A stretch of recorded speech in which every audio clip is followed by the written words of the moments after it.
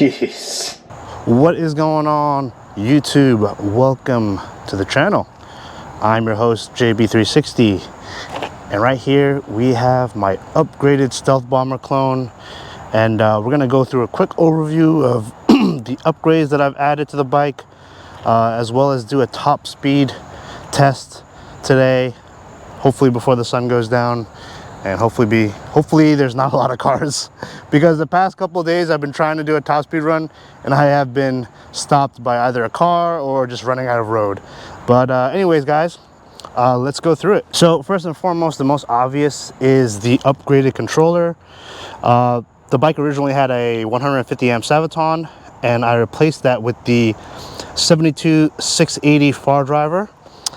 As you can see here, so I actually originally had the controller within the frame here, and the thing was that it just fit inside, but there was just like so much heat trapped inside here, and I needed to keep the heat sink out, so decided to mount it on the top here, just so it's getting sort of more airflow, and you know, it's not too crowded inside, so like wires aren't touching and melting certain things and whatnot. So that's kind of why I went with this setup.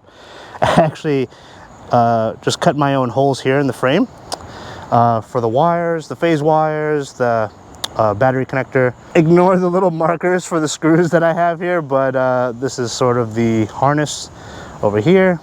Has some good airflow here, some good airflow here. So yeah, that's the new controller. This thing is pretty powerful. The other day I had hit a top speed of about 78 miles an hour, and I think it could have gone more, but we did come across some cars, so we couldn't go fast all the way.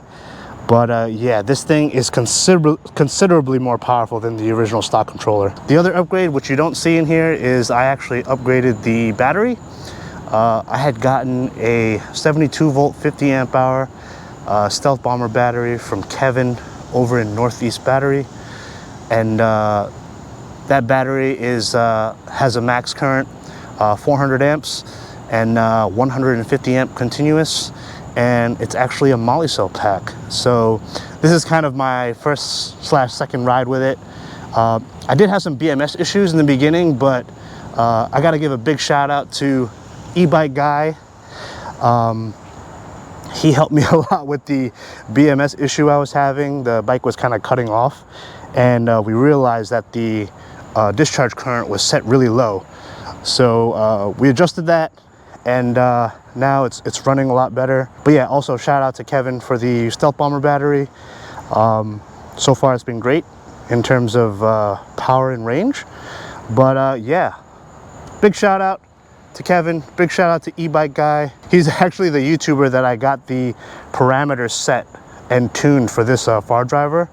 So those are based off of his numbers. So yeah, man, if you're watching this, man, appreciate the help. I'm so grateful you were able to help me with this. And yeah, and if you guys haven't seen his channel, go over to e-bike guy on YouTube, like, comment, even subscribe. The guy's an awesome dude, super knowledgeable, super friendly. Yeah, go check him out. Also, other minor upgrades, basically do moto headlight, added a turn signal kit on the front and also the back along the bar here, just for added visibility. And also we have here pegals. I'm sure you guys are familiar with this. You're able to kind of switch to pegs and pedals in like a matter of seconds. I've always wanted one for the Bomber. So yeah, these fit pretty well. You're probably wondering, where is your chain ring and where is your derailleur? So because the chain ring for this bike and the crank arm are like kind of welded together, it's one piece. So in order for me to actually use the peggle, I'd have to remove that whole piece out and put this peggle attachment in. So I had to get rid of the chain. Yeah, so it's funny, I can still pedal it, but yeah, if anybody asks you, it's a chainless pedal system. Go figure. That's all that's been done with the bike so far. Let's go ahead and take it out for a test run, see what kind of numbers we get in terms of top speed. All right, guys, let's go. So for those of you who aren't familiar with the Fardriver controller, it is It's actually a pretty common sine wave controller that's used a lot in Asia for like electric motorcycles. And just something about the sine wave controllers, it's super smooth. Obviously a lot less jerkier than the square wave controllers that I have on the mini bike or the Roadrunner.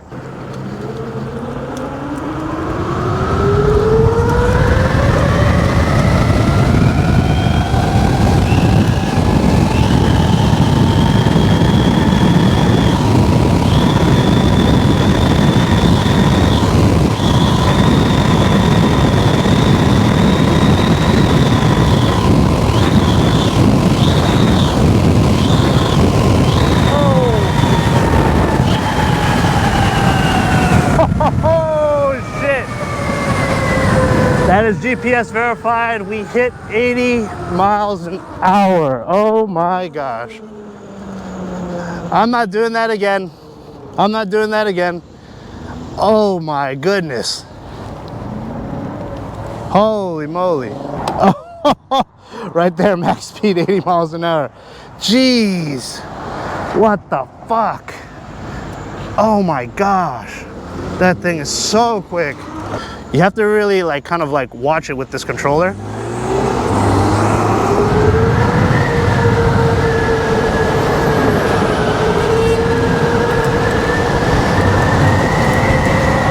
You gotta watch it with this controller because it tends to overheat the battery. So you can't be running, you know, like 60, 70 miles like for like 3 minutes straight, you know? I mean, that was pretty impressive. The other day, I hit the highway with this thing. And that was really the only place I can get a good top speed run. And I couldn't go too fast only because there are cops on the highway. So you're better off with like some empty local road, you know?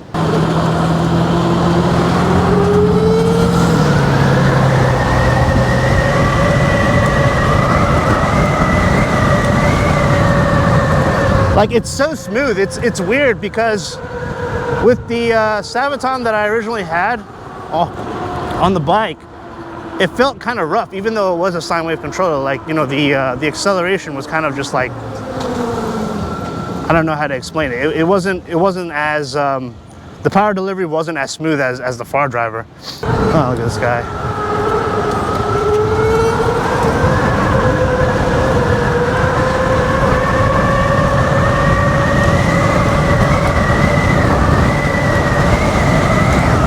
This thing is so powerful. Oh my gosh. Sorry guys, taking a little bit of a detour. We're gonna go towards the mall over here. And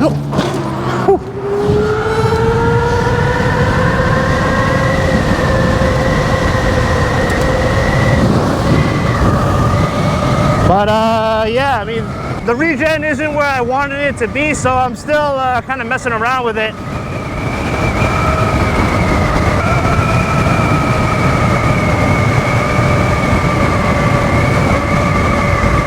Also, another thing to add, you notice I don't have a display on here. I'm actually in the process of getting one delivered. Hopefully soon, hopefully by the end of this month. So right now I'm just kind of using the GPS odometer app. But there is also the app for the Fardriver I can use. It just doesn't show MPH. It does show rotations per minute, I believe, but I mean, I'm more so concerned with motor temp and, you know, battery capacity. So hopefully I get that display soon. Oh man, it was actually tough trying to get up the past couple of days. I'm still recovering from COVID. I fucking caught that shit, I think on the ferry probably. Like, I was good for the first 2 days that I caught it. And then the third day I just hit a wall, bro. Like a ton of bricks, man. It was just like my body just went into like shutdown mode. It was crazy. What are you doing, man? What the fuck? How do you let somebody go and you're in the left lane? That's like the weirdest thing.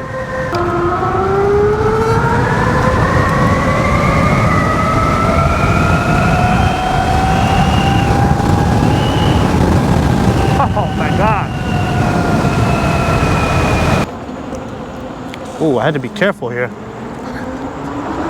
I always mess up the entrance to the mall. I'm like, keep thinking it's that way or this way. Also, another thing I need to do, I need to get some freaking street tires, man.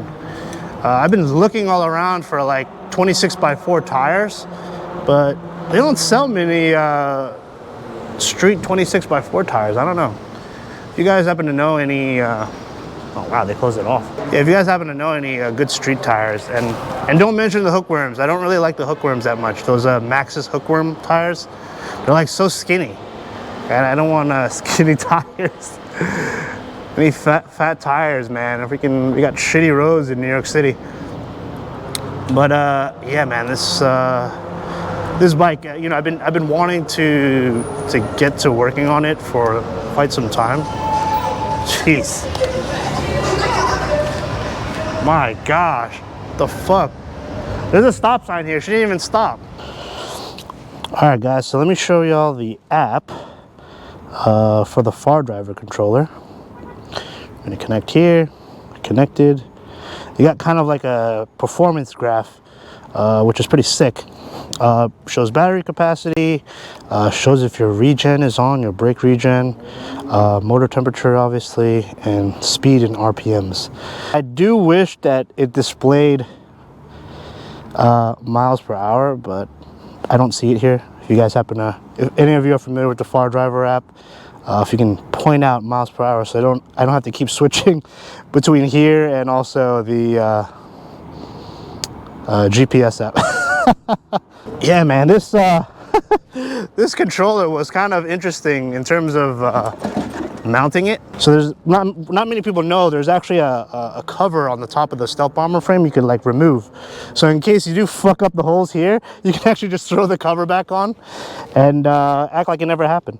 But yeah, so I use this frame to basically drill into the, you know, the top here. I have some bolts inside that are preventing this from kind of moving, so I think that's in there pretty nice. I mean, it's kind of jarring a little bit when you look at it, but I kind of like the whole like electrical brain look that's going on here. I don't mind it as much, but I do definitely want this heatsink to get as much cooling as possible, especially when we're moving.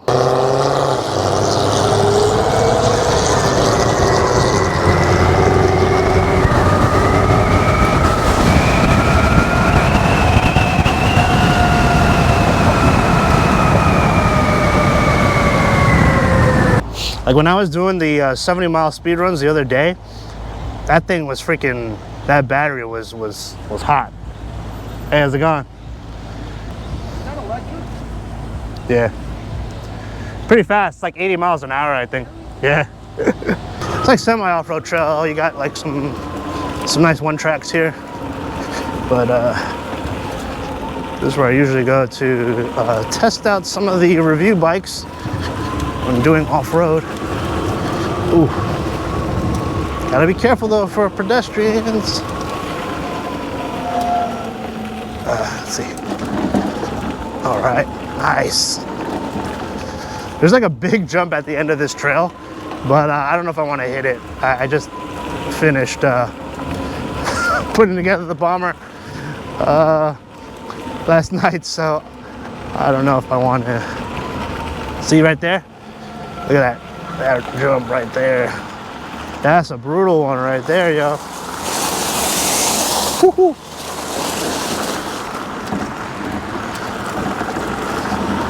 Yeah.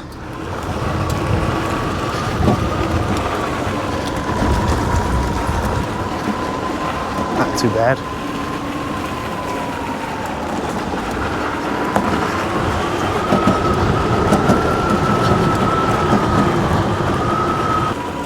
This is where I do appreciate the knobby tires.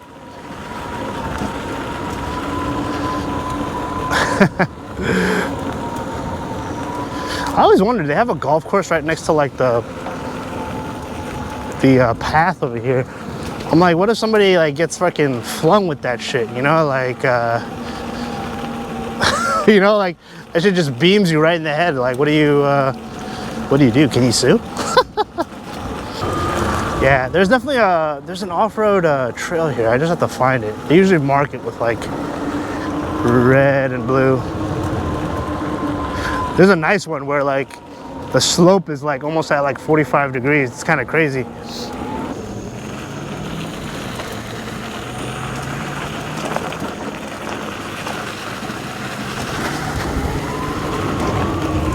Oh yeah, it's nice. Ooh. That's a crazy amount of bumps. Nice. Oh.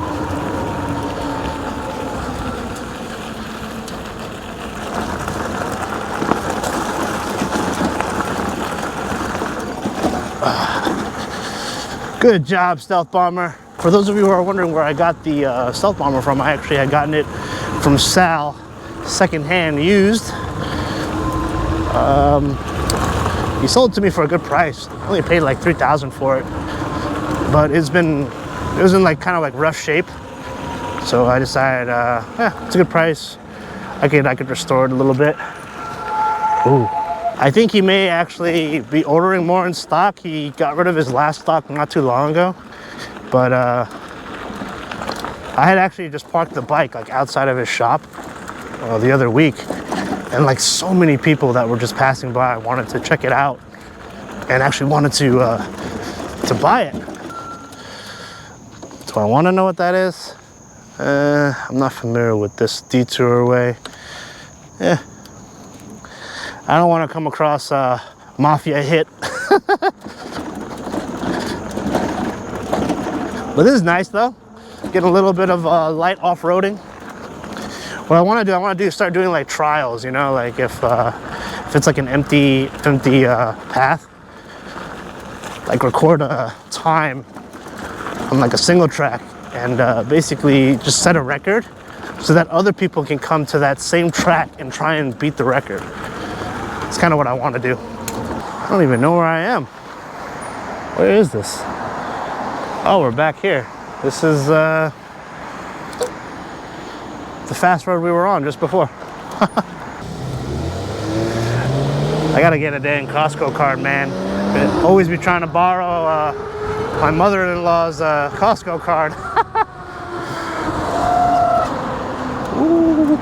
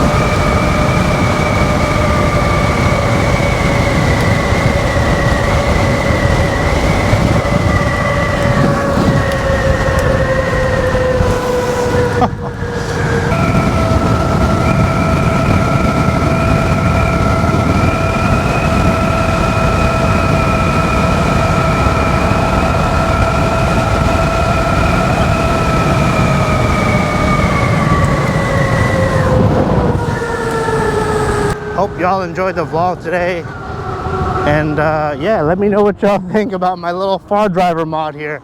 I'm gonna paint off some of the markings that I did, but I don't know, I think it's a pretty nice solution to the whole heat issue that I was getting. But yeah, comment down below, guys, let me know what you think, and as always, ride safe, ride smart. I don't think I'm going to do that 80-mile-an-hour run again, but I do know it is capable of 80 miles an hour. But yeah. Anyways, guys, hope y'all enjoyed today's episode. And if you would be so kind, please be sure to like, comment, or even subscribe. And I'll catch y'all on the next one. Peace. All right, guys, so just a quick battery check. We did a total of 16.76 miles with a max speed of 80 miles an hour. We were out for almost an hour, and let's see what our battery level is. See, that percentage is totally wrong. So the battery level is about 75.3 volts. I got to do the calculation there, but it's definitely over half. I would say it's probably at about 65% maybe. Correct me if I'm wrong, but yeah, so not too bad. I would say, you know, for how hard we were riding and the duration of those hard rides, I think we did pretty well.